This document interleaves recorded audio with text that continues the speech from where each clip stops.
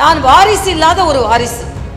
நேரடி வாரிசாக எங்கள் அப்பாவோடு பயணம் செய்திருந்தால் எனது பயணம் மிக இலகுவாக இருந்திருக்கும். எதிர் இயக்கத்தில் சேர்ந்து நானே என்னை உயர்த்தி கொண்டதால் நான் பல கடுமையான சூழ்நிலைகளை சந்தித்து விட்டு தான் இந்த நிலைக்கு வந்திருக்கிறேன்.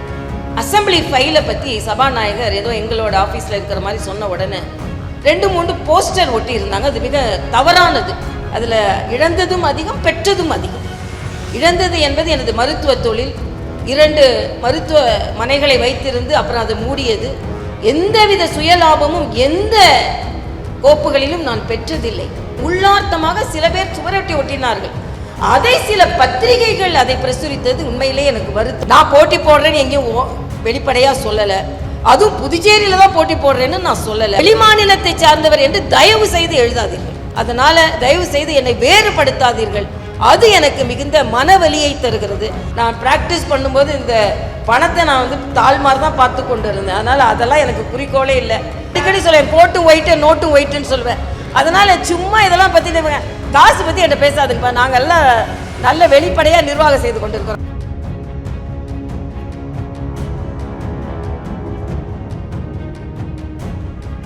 நான் வாரிசு இல்லாத ஒரு வாரிசு.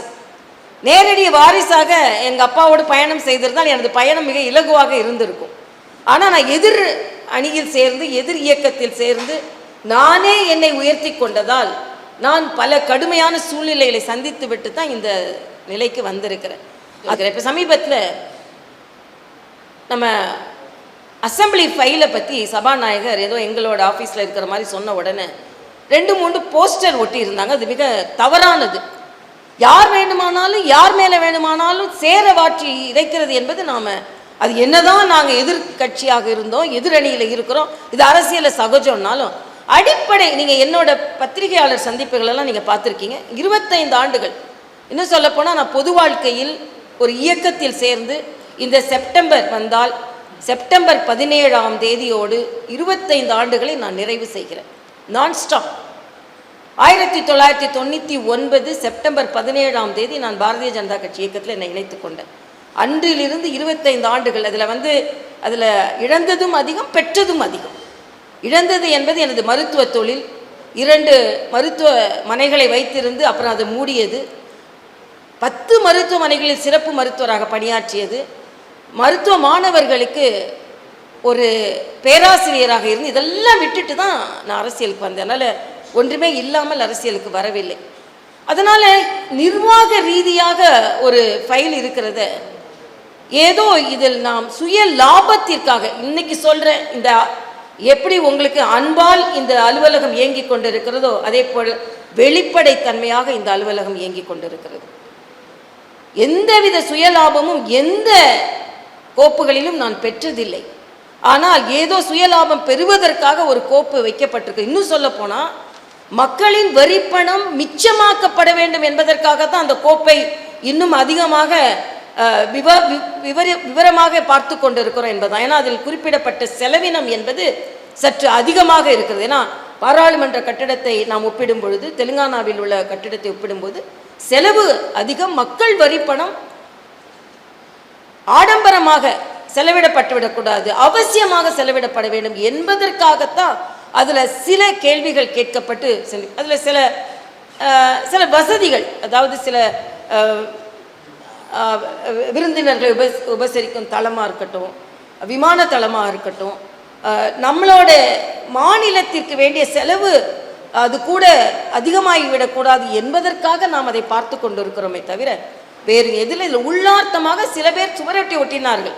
அதை சில பத்திரிகைகள் அதை பிரசுரித்தது உண்மையிலே எனக்கு வருத்தம். ஏனென்றால் நான் போட்டி போடுறேன்னு எங்கேயும் வெளிப்படையாக சொல்லலை. அதுவும் புதுச்சேரியில் தான் போட்டி போடுறேன்னு நான் சொல்லலை. ஆனால் அதுக்குள்ள இவங்க வெளி மாநிலத்தை சார்ந்தவர்கள் அப்படின்னு கோடு போட்டு சொல்கிறாங்க. தயவு செய்து இந்த மண் தாய்மடி மண்.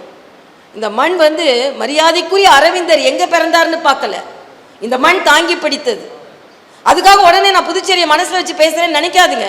இந்த வார்த்தைக்கு பதில் சொல்கிறேன். வெளி மாநிலத்தை சார்ந்தவர் என்று தயவு செய்து எழுதாதீர்கள். தயவு செய்து வேறு மாநிலம் என்று நான் ஒரு நிமிடம் கூட நான் அதை நினைத்ததில்லை. அதனால் வேறு மாநிலத்தவர் அப்படின்ற ஒரு அடையாளத்தை தயவு செய்து எனக்கு கொடுக்க வேண்டாம் என்பதை உங்கள் சகோதரியாக, உங்கள் வீட்டு பெண்ணாக நான் கேட்டுக்கொள்கிறேன். அதனால் தயவு செய்து என்னை வேறுபடுத்தாதீர்கள். அது எனக்கு மிகுந்த மனவலியை தருகிறது.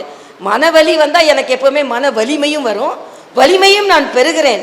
அதே நேரத்தில் நான் போட்டி போடுறேன் அப்படின்றதுனால உடனே இவங்களை வேட்டி பண்ணேன். போட்டி போடுறேன்னு நான் சொல்லவும் இல்லை, நான் இந்த மாநிலத்தில் இந்த தொகுதியை தான் நான் கேட்குறேன்னு சொல்லவும் இல்லை. மறுபடியும் சொல்கிறேன், எனக்கு என்ன வழிகாட்டுதல் வருகிறதோ அந்த வழிகாட்டுதல் படி நான் நடப்பேன் என்பதை தான் நான் திருப்பி உங்களுக்கு சொல்ல முடியும்.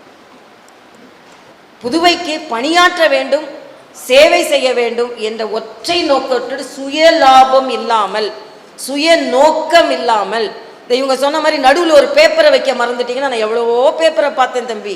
நான் ப்ராக்டிஸ் பண்ணும்போது இந்த பணத்தை நான் தாழ்மாறு தான் பார்த்து கொண்டு இருந்தேன். அதனால் அதெல்லாம் எனக்கு குறிக்கோளே இல்லை.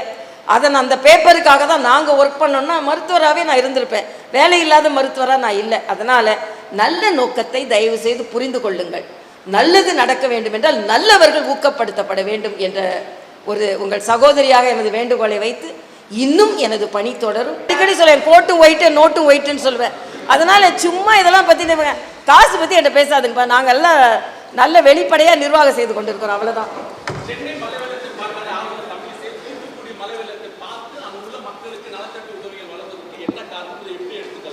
சரி, எப்படி வேணாலும் எடுத்துக்கோ.